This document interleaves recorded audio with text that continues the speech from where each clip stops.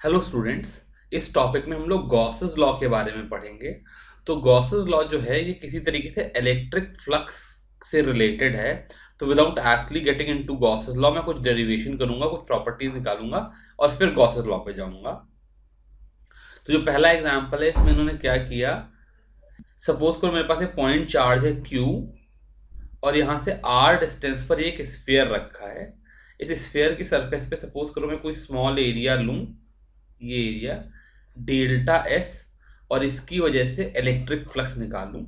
तो जो delta phi इसकी वजह से इलेक्ट्रिक फ्लक्स होगा उसकी वैल्यू, तो हमने पीछे फ्लक्स जब पढ़ा था तो उसकी वैल्यू होती थी ई डॉट डेल्टा एस हो जाएगी। तो ये vector E dot vector delta S हो जाएगी। लेकिन यहाँ पर क्या हो जाएगा कि चूंकि इलेक्ट्रिक फील्ड वेक्टर भी नॉर्मल है, रेडियल डायरेक्शन में है, और एरिया वेक्टर भी जो होगा वो भी स्फीयर के नॉर्मल, अगर मैं कोई चीज बनाऊं तो वो रेडियल डायरेक्शन में ही होगी। इसलिए ई डॉट डेल्टा एस की वैल्यू हो जाएगी magnitude of E into delta S. ये इस छोटे से एलिमेंट के लिए डेल्टा फाई की वैल्यू आ गई। अब मैं यहाँ पर मैग्नीट्यूड ऑफ ई की वैल्यू डाल दूं तो ये हो जाएगी 1/4 pi epsilon naught into q by r square into delta s. अब अगर ये डेल्टा एस का फ्लक्स इतना है तो पूरे स्फीयर के लिए फ्लक्स फाई जो हो जाएगा उसकी वैल्यू हो जाएगी इस छोटे छोटे डेल्टा फाई का सम। तो यहाँ पर जो 1/4 pi epsilon naught q by r square है, ये तो हर एलिमेंट के लिए कांस्टेंट होगी। यहाँ पर जो इलेक्ट्रिक फील्ड की वैल्यू होगी, मैंने अच्छा नहीं बनाया, नॉर्मल होगी। यहाँ जो इलेक्ट्रिक फील्ड की वैल्यू होगी ये भी नॉर्मल होगी, मैंने अच्छा नहीं बनाया। इन सब की value 1/4 pi epsilon naught q by r square होगी। और जो छोटे छोटे डेल्टा ऐसे हैं ये मिलकर के स्फीयर का टोटल सरफेस एरिया बना देंगे, जिसकी वैल्यू 4 पाई आर स्क्वायर हो जाएगी। अब मैं कैलकुलेट करूँ तो 4 पाई से 4 पाई कैंसिल हो गया, आर स्क्वायर से आर स्क्वायर कैंसिल हो गया। जो नेट फ्लक्स है इसकी value Q by epsilon not हो गई। इस क्लोज्ड सरफेस के अंदर जब ये चार्ज क्यू रखा था तो इसकी वजह से जो फ्लक्स हो गया वो क्यू बाई एप्सिलॉन नॉट हो गया। अब एक और एग्जांपल देखते हैं। ये एक सिलेंडर रखा हुआ है और इसकी एक्सिस के डायरेक्शन में यहाँ पर एक यूनिफॉर्म इलेक्ट्रिक फील्ड ई है। तो इस सिलेंडर के लिए जब मैं फ्लक्स देखूंगा तो मेरी तीन सरफेस हैं। ये सरफेस 1 है, इसके लिए फ्लक्स फाई 1 हो जाएगा। ये सरफेस 2 है, इसके लिए फ्लक्स फाई 2 हो जाएगा। और ये सरफेस 3 है, इसके लिए फ्लक्स फाई 3 हो जाएगा। तो जो नेट फ्लक्स फाई होगा उसकी value phi 1 plus phi 2 plus phi 3 हो जाएगी। फाई 1 के लिए अगर मैं देखूं तो मान लो ये मेरा जो सरफेस है, इसके एरिया की वैल्यू एस है, तो इसका एरिया वेक्टर एस इस डायरेक्शन में है। और जो यूनिफॉर्म इलेक्ट्रिक फील्ड ई है ये इस डायरेक्शन में है। तो फाई 1 की वैल्यू हो जाएगी माइनस ई एस।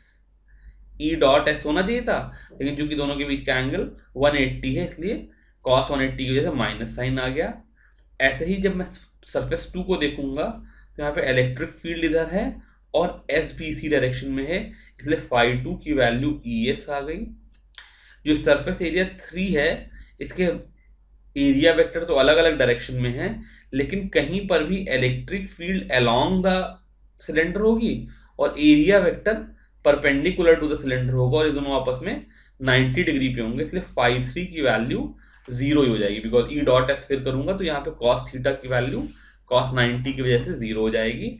तो टोटल फ्लक्स जो इसकी वजह से आ गया उसकी वैल्यू 0 हो गई। अब यहाँ पर इलेक्ट्रिक फील्ड थी, यानी कि अड़ोस पड़ोस में कहीं बाहर कोई और चार्ज रखा हुआ होगा, लेकिन उसके बावजूद भी जो नेट फ्लक्स की वैल्यू है वो 0 आ गई, क्योंकि यहाँ पर इस सरफेस के अंदर कोई चार्ज नहीं था। अब हम लोग गॉस लॉ की तरफ देखते हैं। ये गॉस लॉ को प्रूफ किया जा सकता है, लेकिन एनसीईआरटी में क्लास 12 में प्रूफ नहीं करा है, तो हम लोग भी नहीं करेंगे। तो विदाउट प्रूफ हम ये बता सकते हैं कि electric flux through a closed surface is equal to q by epsilon naught, जहां पर Q का मतलब है here Q is total charge enclose in the surface. तो मेरे पास कोई सरफेस है उसके अंदर जो भी चार्ज Q रखा है that by epsilon naught will be equal to total flux through the closed surface. यहाँ पे सरफेस का क्लोज्ड होना जरूरी है और जो चार्ज Q होगा वो उस क्लोज सरफेस के अंदर वाला चार्ज होगा। इसको पॉइंट बाय पॉइंट समझने की कोशिश करते हैं। पहली बात तो मैंने ये कहा कि Gauss's law is valid for any close surface, मतलब जरूरी नहीं कि वो स्फीयर सिलेंडर जैसी कोई सिमेट्रिक सरफेस ही हो, कैसी भी सरफेस हो गॉस लॉ हमेशा वैलिड होगा। Term on the right side considers all charge enclosed in surface irrespective of the position. जैसे मैंने फर्स्ट जो एग्जांपल लिया उसमें मैंने स्फीयर के सेंटर पे चार्ज रखा, पर जरूरी नहीं है कि चार्ज सेंटर पे रखा हो, ये यहां पर रखा होगा तो भी गॉस लॉ ट्रू होगा। थर्ड पॉइंट उन्होंने कहा electric flux on left side considers all charges. इसका मतलब जब मैं किसी सरफेस को लेकर के फ्लक्स निकाल रहा हूं, सपोज करो Q1 एक चार्ज अंदर रखा है और Q2 एक चार्ज बाहर रखा है, तो जब मैं यहां पर E डॉट ds करके फ्लक्स निकालूंगा तो इस E में E1 और E2 दोनों को मैं कंसीडर करूंगा। नेक्स्ट पॉइंट उन्होंने कहा कि Gaussian surface should not pass through a discrete charge. तो ये जब मैं गॉस लॉ लगा रहा हूं तो जो सरफेस है यहां पर अगर मेरे पास कोई पॉइंट चार्ज है तो वो सरफेस के अंदर हो सकता है, सरफेस के बाहर हो सकता है, सरफेस पे कोई पॉइंट चार्ज नहीं हो सकता। बिकॉज प्रॉब्लम क्या है कि पॉइंट चार्ज की वजह से जो फील्ड होती है वो KQ/R² है, तो ऑन द सरफेस जो R की वैल्यू हो जाएगी वो तो जीरो हो जाएगी, तो 1/R² इनफाइनाइट हो जाएगा। तो यहाँ पर फील्ड वेल डिफाइंड नहीं है, इसलिए मैं इस तरह की गॉसियन सरफेस प्रेफर नहीं करता हूं। हालांकि अगर मेरे पास कोई कंटिन्यूअस चार्ज होता, जैसे मान लो मेरे पास एक कोई वायर हो जो कि कोई linear charge density lambda carry कर रहा हो, तो फिर गॉसियन सरफेस उसको काट सकती है। इसलिए उन्होंने कहा that it can pass through continuous charge. फिर नेक्स्ट पॉइंट में कहा कि Gauss's law is useful for calculation of electric field when system has some symmetry. इस चीज को समझने की कोशिश करते हैं। सपोज करो मेरे पास L लेंथ का और लैम्डा चार्ज डेंसिटी का कोई एक वायर रखा होता और मैं तुमसे कहता कि इसके सेंटर से थोड़ा हट करके यहां से R डिस्टेंस पे इलेक्ट्रिक फील्ड निकालो, तो यहां पर गॉस लॉ यूजफुल नहीं होगा। बिकॉज जब भी मैं कोई गॉसियन सरफेस बनाऊंगा कैसे भी करके, इसके अलग अलग पॉइंट पे इलेक्ट्रिक फील्ड की वैल्यू अलग अलग होगी, और जब इस तरह की एसिमेट्री होती है तो वहां पर गॉस लॉ इंपॉर्टेंट नहीं होता है। गॉस लॉ हम हमेशा वहां पर लगा सकते हैं फील्ड निकालने के लिए जहां पर जो मेरा फ्लक्स हो वो कुछ ऐसे φ1 φ2 φ3 में ब्रेक हो जाए जहां पे या तो जो तुम्हारा फाई की वैल्यू है यानी कि जो E डॉट ds की वैल्यू है वो जीरो हो जाए, या जहां पर मैं इंटीग्रल E डॉट ds को E इंटीग्रल ds के फॉर्म में ला सकूं, यानी कि कोई ऐसी सरफेस हो जहां पर इलेक्ट्रिक फील्ड का मैग्नीट्यूड कांस्टेंट हो तो मैं उसको इंटीग्रल के बाहर निकाल सकूं। बिकॉज जब मैं ऐसा कर पाऊंगा तभी मैं यहां से इलेक्ट्रिक फील्ड की वैल्यू निकाल पाऊंगा। इसलिए गॉस लॉ वैसे तो किसी भी सरफेस के लिए वैलिड है, पर हम उसको यूज खाली वहां पर करते हैं जहां पर सिमेट्री हो। और फाइनल पॉइंट उन्होंने कहा कि Gauss law is derived from, हमने डेरिवेशन की नहीं है लेकिन जो जैसे मैंने पीछे एग्जांपल करके दिखाया था पॉइंट चार्ज की वजह से, तो वहां पर गॉस लॉ जो था वो इनवर्स स्क्वायर लॉ की वजह से ही निकल करके आया था, यानी कि जब फील्ड की वैल्यू KQ/R² होगी उसी से गॉस लॉ डेराइव्ड है। तो कहीं पर भी अगर गॉस लॉ का वायलेशन होता है, any violation of Gauss law means departure from inverse square law. इसका मतलब वहां पे फील्ड KQ/R² ना होकर के KQ/R³ या KQ/R टाइप की है, क्योंकि ऐसी इलेक्ट्रिक फील्ड होती नहीं, इसलिए गॉस लॉ हर जगह वैलिड है। अब अगर मैं गॉस लॉ को देखूं तो ये इलेक्ट्रिक फ्लक्स को चार्जेस से रिलेट करता है। तो इसमें दो तरह के प्रॉब्लम बनते हैं, एक तो मुझे किसी रीजन में इलेक्ट्रिक फील्ड गिवन हो उससे मैं इलेक्ट्रिक फ्लक्स निकालूं और इलेक्ट्रिक फ्लक्स से उस रीजन में किस तरह के चार्जेस हैं ये बता पाऊं, और दूसरी बात यह है कि कहीं पर मेरे को चार्ज डिस्ट्रीब्यूशन पता हो और उसको यूज करके मैं उस रीजन में किसी पॉइंट पे इलेक्ट्रिक फील्ड की वैल्यू बता पाऊं। तो ये दोनों केसेस हैं। पहले वाले केसेस के लिए कुछ एग्जांपल करते हैं फिर दूसरा वाला केस देखेंगे। तो इस एग्जाम्पल में क्या कह रहे हैं कि the electric field component given here are E X equal to alpha X की power half E Y E Z zero है, जहाँ पे अल्फा की वैल्यू दे दी। अब मुझे कैलकुलेट करना है इस क्यूब के थ्रू फ्लक्स और फिर इसके अंदर चार्ज। तो इलेक्ट्रिक फ्लक्स है तो ई डॉट डी एस का इंटीग्रल करके फ्लक्स निकाल लेंगे और फ्लक्स आ जाएगा।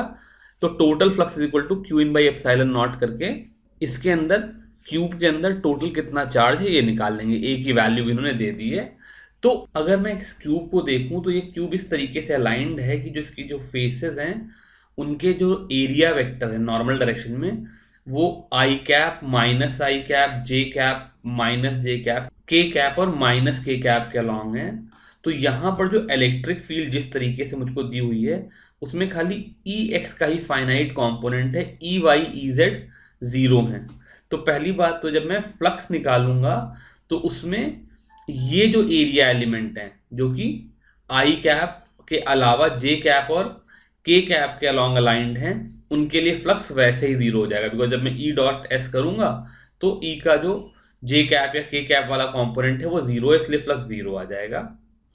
इसलिए जो मेरा नेट फ्लक्स होगा इसके दो कंपोनेंट होंगे, एक मैं फाई आर लिख रहा हूं और एक फाई एल लिख रहा हूं। यहां पर फाई आर की value E r vector E r actually dot a square n r cap हो जाएगी, जहां पे ई आर इस राइट फेस पे इलेक्ट्रिक फील्ड है और a square n r cap यहां पर area vector, a square area का मैग्नीट्यूड हो गया और एन आर कैप इसका यूनिट वेक्टर हो गया।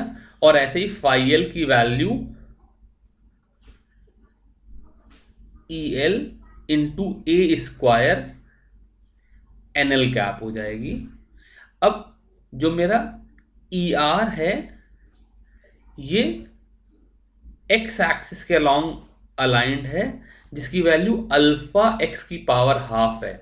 और अगर मैं राइट हैंड वाली फेस के लिए देखूं तो ये चीज इस वाईजेड प्लेन से 2a की दूरी पर है, इसलिए यहां पर ई आर की वैल्यू हो जाएगी अल्फा इंटू रूट एक्स की जगह पर मैं root of 2a into a square, और ई आर वेक्टर भी इधर है और एन आर वेक्टर भी इधर है, इसलिए इन दोनों वेक्टर के बीच का एंगल जीरो हो जाएगा। इसलिए डॉट प्रोडक्ट में जो कॉस थीटा आता था उसकी वैल्यू 1 हो जाएगी। अब ऐसे ही मैं ई एल वाले टर्म को देखूं तो जो लेफ्ट वाला फेस है वो यहाँ वाई जेड प्लेन से ए डिस्टेंस पे है, इसलिए ई एल का मैग्नीट्यूड हो जाएगा alpha root A into a square, ये एरिया वाला। और इस फेस के लिए जो एन कैप वेक्टर है वो इस डायरेक्शन में है और electric field vector x axis के अलॉन्ग है।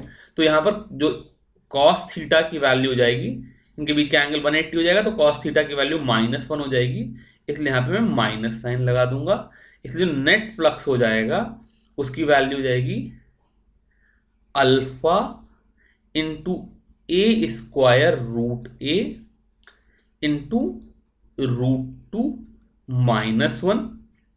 अब मुझे अल्फा की वैल्यू पता है 800 इंटू ए स्क्वायर रूट ए की वैल्यू मैं 0.1 एक डाल दूंगा तो इसकी वैल्यू निकाल लेंगे तो हो जाएगा 0.1 का square into under root of 0.1 और इंटू रूट 2 -1 की वैल्यू 0.414 होती है। ये कैलकुलेट करके फाई की वैल्यू निकाल लेंगे। तो पार्ट ए तो हमारा हो ही गया। इसके बाद पूछना था चार्ज इन द क्यूब, तो जो फाई होगा इसकी value Q by epsilon not होगी गॉस लॉ से। तो अगर मेरे को फाई की वैल्यू पता है तो क्यू की value epsilon naught into phi, ये भी कैलकुलेट करके निकाल लेंगे। मैं निकाल नहीं रहा हूँ, आपके लिए छोड़ दे रहा हूँ। ये सेकेंड प्रॉब्लम भी सेम कंसेप्ट बेस है। इलेक्ट्रिक फील्ड दे दी है और एक कोई फिगर दे दिया है, कोई क्लोज सरफेस दे दी है, उसके थ्रू फ्लक्स निकालना है। और उसके बाद जब फ्लक्स निकल करके आ गया तो उसकी वजह से उस क्लोज सरफेस के अंदर कितना चार्ज है ये बताना है गॉस लॉ लगाकर। तो कह रहे हैं it is given that electric field is equal to 200 i cap for x greater than 0 and -200 I cap for x less than 0. A right circular cylinder of length 20 centimeter and radius 5 centimetre has its centre at the origin. तो यहाँ से काम शुरू करते हैं figure बनाना। सबसे पहले figure बनाएंगे। तो ये मेरा ओरिजिन है, यहाँ पर एक सर्कुलर सिलेंडर रखा हुआ है इसका सेंटर ओरिजिन पे है और उसकी axis is along the x axis. तो अगर ये मेरी एक्स एक्सिस है तो सिलेंडर कुछ इस तरीके से है। ये वाली face x is equal to +10 centimetre पे है, जिसको मैं 0.1 मीटर लिख लेता हूँ, और ये वाली face x is equal to -0.1 metre पर है। इसका रेडियस 5 सेंटीमीटर, जब भी जरूरत पड़ेगी इसको कैलकुलेट कर लेंगे। अब जो इलेक्ट्रिक फील्ड है वो ऐसी है कि ओरिजिन के राइट हैंड साइड में x ग्रेटर देन 0 पे यहाँ सब जगह पे इलेक्ट्रिक फील्ड जो है वो 200 अलोंग आई कैप है, और लेफ्ट हैंड साइड में इलेक्ट्रिक फील्ड जो है वो -200 आई कैप है, यानी कि 200 अलोंग दिस डायरेक्शन। जैसे भी इसको माइनस नहीं तो प्लस ही रख लेता हूँ बिकॉज ये डायरेक्शन मैंने इधर दिखा दिया। तो ये इलेक्ट्रिक फील्ड आ गई। अब मुझे फ्लक्स निकालना है, तो फिर अगर मैंने जैसे पीछे एग्जाम्पल में किया था, इस वाली सरफेस को 1 लिख लूँ, इसको 2 लिख लूँ, इसको 3 लिख लूँ, तो नेट फ्लक्स जो हो जाएगा वो φ1 + φ2 + φ3 हो जाएगा। जो ये φ3 है, इस सरफेस पे इलेक्ट्रिक फील्ड कहीं भी इधर है और एरिया वेक्टर इधर है, इसलिए ये दोनों वेक्टर आपस में परपेंडिकुलर हैं, इसलिए φ3 में E डॉट डेल्टा एस की वैल्यू 0 हो जाएगी। तो मुझे खाली φ1 और φ2 कंसिडर करने हैं। φ1 की वैल्यू जो हो जाएगी वो जाएगी E इंटू πr², और इलेक्ट्रिक फील्ड भी इधर की तरफ है और एरिया वेक्टर भी इधर की तरफ है, इसलिए इंटू cos 0 की वैल्यू 1 हो जाएगी। तो ये वाला टर्म हो गया 200 इंटू पाई इंटू 0.05 का स्क्वायर।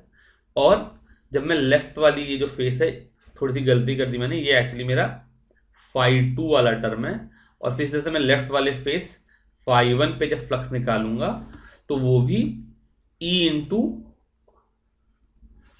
πr² हो जाएगा, और यहाँ पर भी जो एरिया वेक्टर है और जो इलेक्ट्रिक फील्ड वेक्टर है वो पैरेलल, यहाँ पर इनके बीच का एंगल 0 हो जाएगा, इसलिए cos 0 की वजह से भी +1 हो जाएंगे।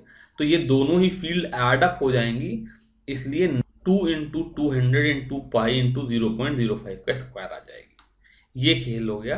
तो अब मैंने इस पार्ट में इस क्वेश्चन का पार्ट ए आंसर कर दिया। What is the net outward flux through each face, तो ये E इंटू πr², इसकी वैल्यू आप कैलकुलेट कर लेंगे। What is the net flux through the side of the cylinder, ये 0 हो जाएगा, इसलिए what is the net outward flux, ये twice of E into πr² हो जाएगा, जिसकी वैल्यू ये है, ये भी आप कैलकुलेट कर लेंगे। पार्ट डी में कह रहे हैं what is the net charge in side the cylinder, तो फिर φ इज इक्वल टू Q/ε0 से Q की वैल्यू φ इंटू ε0 आ जाएगी। कैलकुलेट करके हम net charge in side the cylinder भी निकाल लेंगे। मैं कैलकुलेशन नहीं कर रहा हूं, ये आप खुद कर लेना। अब हम लोग गॉस लॉ का दूसरा एप्लीकेशन देख रहे हैं। यहाँ पर हम लोग गॉस लॉ यूज करके किन्हीं सिमेट्रिक केसेस में इलेक्ट्रिक फील्ड निकालने की कोशिश करेंगे। तो जैसा मैंने पहले बताया था कि मुझे कोई ऐसी गॉसियन सरफेस डिफाइन करनी पड़ेगी जहां पर गॉस लॉ सिंप्लीफाई होकर के इलेक्ट्रिक फील्ड दे दे। तो एक एक करके हम लोग ये कुछ एग्जाम्पल करेंगे। पहले प्रॉब्लम में कह रहे हैं कि we have to find field due to an infinitely long straight wire. तो मेरे पास ये इनफाइनाइटली लॉन्ग स्ट्रेट वायर है जिसके ऊपर चार्ज डेंसिटी लैम्डा है। Charge density is equal to lambda. तो अगर इसके ऊपर लैम्डा चार्ज डेंसिटी है तो मैं इसकी वजह से इस वायर से r डिस्टेंस पे कोई पॉइंट P है, इसकी वजह से इलेक्ट्रिक फील्ड निकालना चाहता हूं। तो पहला काम तो हम क्या करेंगे कि एक मुझे अपनी तरफ से गॉसियन सरफेस लेनी होगी। ये मुझे खुद अज्यूम करना होगा, और ये गॉसियन सरफेस ऐसी लेंगे कि जहां पे सिमेट्री लगे। तो जैसे यहां पर इस एग्जांपल में हम क्या करते हैं, एक सिलेंडर ले लेते हैं with this wire at its axis, और ये जो P पॉइंट है इसके ऊपर हाफ ऑफ द सिलेंडर है, नीचे हाफ ऑफ द सिलेंडर है। सिलेंडर की लेंथ L है और रेडियस R है। अब इस सिलेंडर को देखें तो इस सिलेंडर की पहले की तरह से 3 फेसेस हो गई, एक ये ऊपर वाली सरफेस 1, एक ये नीचे वाली सरफेस 2, और ये वाला फेस जो कर्व्ड सरफेस है वो फेस 3 हो गई। अब मैं नेट फ्लक्स इस पे लिखना चाहूं तो फाई की वैल्यू φ1 प्लस φ2 प्लस φ3 हो जाएगी। अब जब मैं φ1 को देखूंगा तो यहां पर बाई सिमेट्री जो वायर की वजह से फील्ड होगी ये परपेंडिकुलर टू वायर होगी, और जो एरिया वेक्टर है ये अलोंग वायर होगा। इन दोनों के बीच का एंगल 90 डिग्री है, इसलिए φ1 की वैल्यू 0 हो जाएगी। तो इसको मैं 0 लिख लूं। इस तरीके से मैं फेज 2 के लिए फ्लक्स निकालना चाहूंगा तो यहां पे भी इलेक्ट्रिक फील्ड जो होगी वो रेडियल होगी, एरिया वेक्टर एक्सियल होगा, तो फिर यहां पर भी जो मेरा एंगल है वो 90 हो जाएगा, इसलिए φ2 भी 0 आ जाएगा। और मेरे पास जो तीसरा फेस ये बचा, यानी कि जो कर्व सरफेस हुई, इसके लिए अगर जब मैं फ्लक्स निकालूंगा तो यहां पर किसी भी जगह पर मैं देखूं तो जो इलेक्ट्रिक फील्ड है वो रेडियली आउटवर्ड है, और जहां पर मैं फील्ड देख रहा हूं वहां पर जो डेल्टा एस एरिया है वो भी रेडियली आउटवर्ड है। तो φ3 के लिए जो मेरा summation E dot delta S हो जाएगा, इसको मैं समेशन ई डेल्टा एस लिख सकता हूं, बिकॉज इलेक्ट्रिक फील्ड वेक्टर और एरिया वेक्टर दोनों आपस में पैरेलल हैं, इसलिए ई डॉट डेल्टा एस की value E into delta S into cos 0 यानी कि ई डेल्टा एस हो गई। दूसरी बात क्या हुई कि इन सारे पॉइंट पर सिमेट्री कंसिडरेशन की वजह से सब आर ही दूरी पर हैं, और इसलिए सब पे जो इलेक्ट्रिक फील्ड की वैल्यू होगी वो कांस्टेंट होगी, सेम होगी। तो मैं इस ई को इस समेशन से बाहर निकाल सकता हूं और फ्लक्स की value E into summation delta S हो जाएगा, जो कि E into 2πRL, curve surface cylinder का 2πRL होता है। इस तरीके से मैंने फ्लक्स निकाल लिया जो कि ई इंटू एरिया के टर्म में आ गया। जब भी मुझे गॉस लॉ से इलेक्ट्रिक फील्ड निकालनी है तो मुझे ई डॉट डी एस को तोड़ करके ई इंटू एरिया का एक टर्म बनाना पड़ेगा। अब इस चीज की value Q by epsilon not है।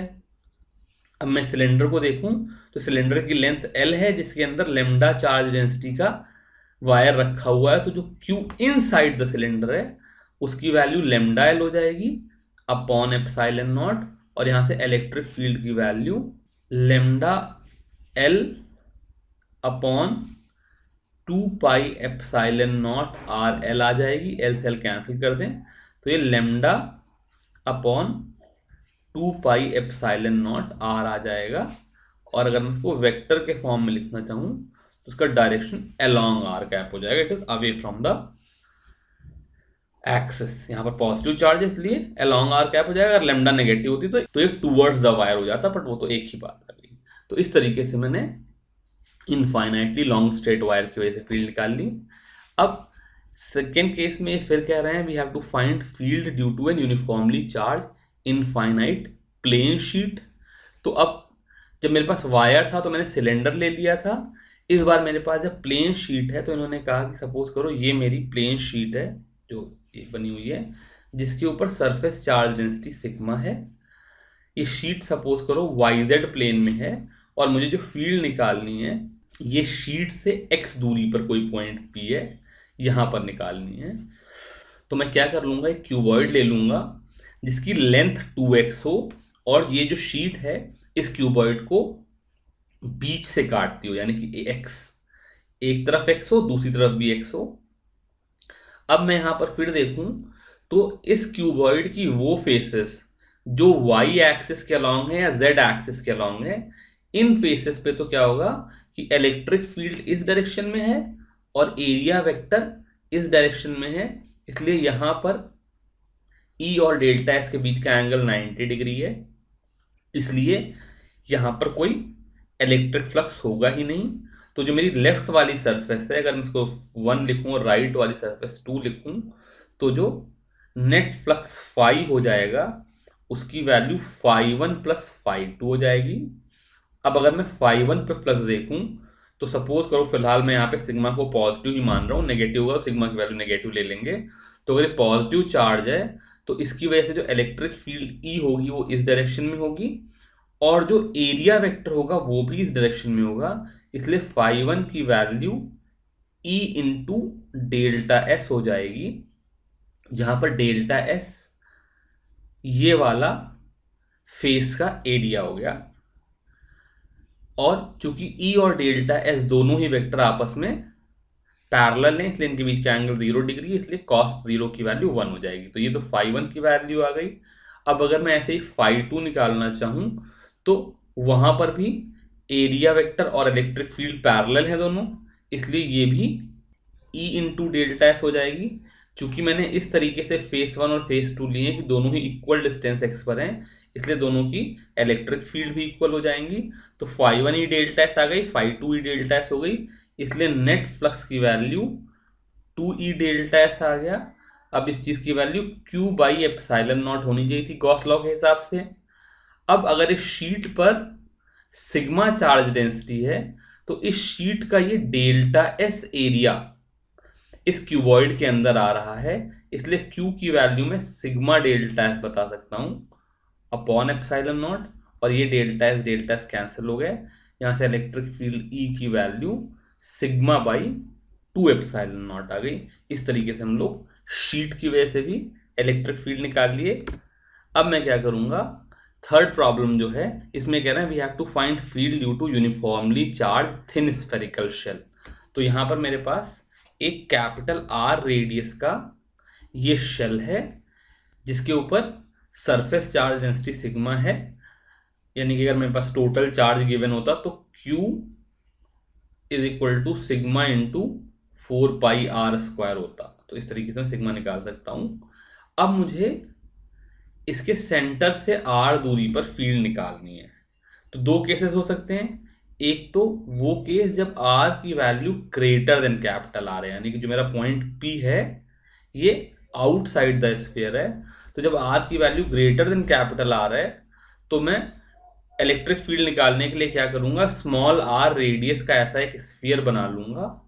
इस सरफेस पे कहीं पर भी मैं देखूंगा तो जो इलेक्ट्रिक फील्ड वेक्टर है और एरिया वेक्टर दोनों ही आपस में रेडियल डायरेक्शन में होंगे, इसलिए डेल्टा फाई की value E dot delta S जो होगी वो सिंपली ई डेल्टा एस लिखी जा सकती है। इसलिए नेट फ्लक्स की value sigma of E delta S हो जाएगी। लेकिन चूंकि ये स्फीयर है और हर पॉइंट जो है वो सेंटर से r दूरी पर ही है, इसलिए इन सारे पॉइंट्स के लिए जो इलेक्ट्रिक फील्ड है उसकी वैल्यू तो कांस्टेंट होगी, जो भी उसकी वैल्यू होगी।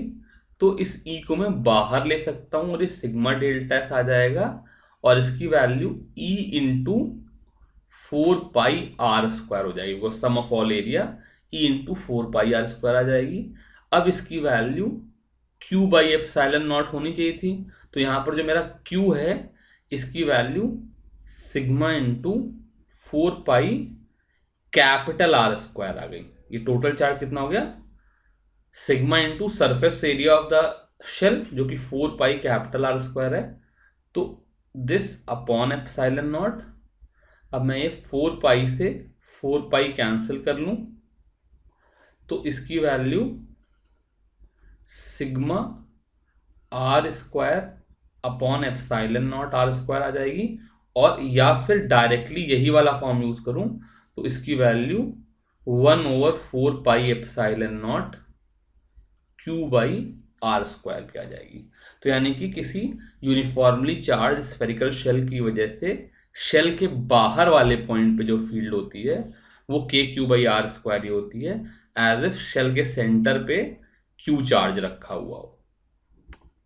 अगला जो मैं केस लूंगा, इस केस के लिए मैं R की value less than capital R ले लूंगा।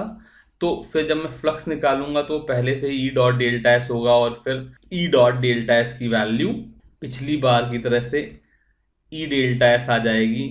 ये मेरा डेल्टा फाई है, इसलिए जो फाई हो जाएगा पहले की तरह से समेशन ई डेल्टा एस हो जाएगा, जिसको मैं ई समेशन डेल्टा एस या ई इंटू 4πr² लिख लूंगा। अभी तक सारा खेल एग्जैक्टली उसी तरीके से चलेगा। इस बार जब मैं इसकी वैल्यू Q/ε0 लिखूंगा तो इस स्फीयर के अंदर, जो कि मेरा small r less than capital R है, तो अंदर वाले स्फीयर के अंदर तो नेट चार्ज 0 है, इसलिए इसकी वैल्यू 0 हो जाएगी, इसलिए E की वैल्यू भी 0 हो जाएगी। यानी कि जो electric field because of spherical shell है, इसकी वैल्यू इनसाइड द शेल 0 है और आउटसाइड द शेल KQ/r² है। इसको मैं ग्राफ बना के दिखाऊं तो ये मेरी इलेक्ट्रिक फील्ड है और ये मेरा डिस्टेंस स्मॉल r है, ये कोई पॉइंट कैपिटल R है। तो 0 से कैपिटल R तक तो फील्ड 0 होगी। कैपिटल R पे इसकी वैल्यू KQ/R² हो जाएगी और फिर ये KQ/r² से डिक्रीज करेगी। इस तरीके से शेल की वजह से इलेक्ट्रिक फील्ड वेरी करती है। अब ये जो प्रॉब्लम है, ये कह रहे हैं an early model of an atom considered it to have a positively charge point nucleus of charge Ze surrounded by a uniform charge density of negative charge up to radius capital R. The atom as a whole is neutral. For this model, what is electric field at a distance small r from the nucleus? तो यहाँ पर electric field निकालने के लिए पहले की तरह से दो केसेस बन जाएंगे। एक तो जब R greater than capital R है तो जो मेरा फ्लक्स होगा वो Q/ε0 है। अब फिर ये मेरी स्फेरिकल सिमेट्री की प्रॉब्लम है, तो यहाँ पर फ्लक्स की वैल्यू E/4πr² हो जाएगी। मैं 2-3 बार पहले ही करके दिखा चुका हूँ, उसको दोबारा नहीं लिखा रहा हूँ। और इसकी वैल्यू 0/ε0 हो जाएगी, because if R is greater than capital R तो सेंटर पर ये +Ze का चार्ज है और उसके बाद ये जो डिस्ट्रीब्यूटेड इलेक्ट्रॉन है इसकी वजह से -Ze का चार्ज है, तो net charge on the atom 0 है, इसलिए इसकी वैल्यू 0 हो जाएगी, इसलिए इलेक्ट्रिक फील्ड भी 0 हो जाएगी। तो अगर मेरा small r greater than capital R है तो तुम्हें सोचना ही नहीं है। अगर स्मॉल r की value less than capital R है तो फिर से मेरा जो फ्लक्स हो जाएगा वो E/4πr² हो जाएगा और इसकी वैल्यू Q/ε0 हो जाएगी। ये तक बात सिंपल है। अब मुझे Q की वैल्यू निकालनी है। तो यहाँ पर ये जो प्रॉब्लम है ये वॉल्यूम चार्ज डिस्ट्रीब्यूशन का है। तो सबसे पहले सेंटर पे जो मेरा Ze का चार्ज है इसके बारे में चिंता नहीं करनी। ये जो नेगेटिव चार्ज है इसकी वजह से जो चार्ज डेंसिटी है इसको मैं निकाल लेता हूं। तो इसकी value -Ze/4/3 pi capital R³ हो गई। ठीक है। अब जब मैं Q लिखना चाहूंगा तो मैंने क्या किया, सेंटर से स्मॉल r दूरी पर एक ये बहुत अच्छा तो नहीं बना लेकिन स्मॉल r रेडियस का स्फीयर बना लिया। इस स्फीयर के अंदर जो नेट चार्ज है Q, बल्कि मैं यहाँ लिख लूँ, यहाँ पे जो Q की वैल्यू गई वो तो 1+Ze है, बिकॉज न्यूक्लियस वाला चार्ज तो आएगा ही, और इसके अलावा प्लस जो नेगेटिव चार्ज है उसको मैं ρ/4/3πr³ लिख सकता हूँ। क्यूब है, रो इस स्फीयर की चार्ज डेंसिटी और 4/3πr³ इस स्फीयर के अंदर नेगेटिव चार्ज का वॉल्यूम।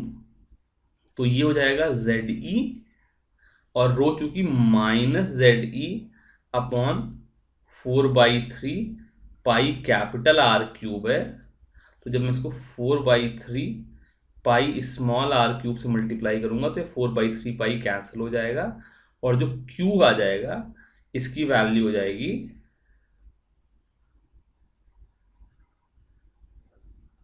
Ze × 1 -r³ ये मेरा Q एनक्लोज्ड आ गया। अब जो मुझे इलेक्ट्रिक फील्ड निकालनी है उसकी वैल्यू हो जाएगी 1/4πr², ये मैंने E के साथ वाला 4πr² नीचे भेज दिया, इंटू Q/ε0। तो ε0 तो नीचे आ गया और Q की वैल्यू हो गई ZE 1 minus r cube by capital are cube. इसको सिंप्लीफाई करेंगे तो ये हो जाएगा, एक तो पॉजिटिव चार्ज की वजह से ZE upon 4 pi epsilon naught R square आ जाएगा, और इसके अलावा जो नेगेटिव चार्ज की वजह से चार्ज होगा उसकी वैल्यू जाएगी minus ZE upon 4 pi epsilon naught, ये आर क्यूब और डिनोमिनेटर वाला आर स्क्वायर मल्टीप्लाई होकर के small R by capital are cube दे देंगे। तो ये electric field because of positive charge at nucleus and distributed negative charge because of electron आ जाएगी। इस तरीके से हम ये चैप्टर खत्म करते हैं। अब आप लोग प्रॉब्लम खुद से ट्राई करो। Thank you very much.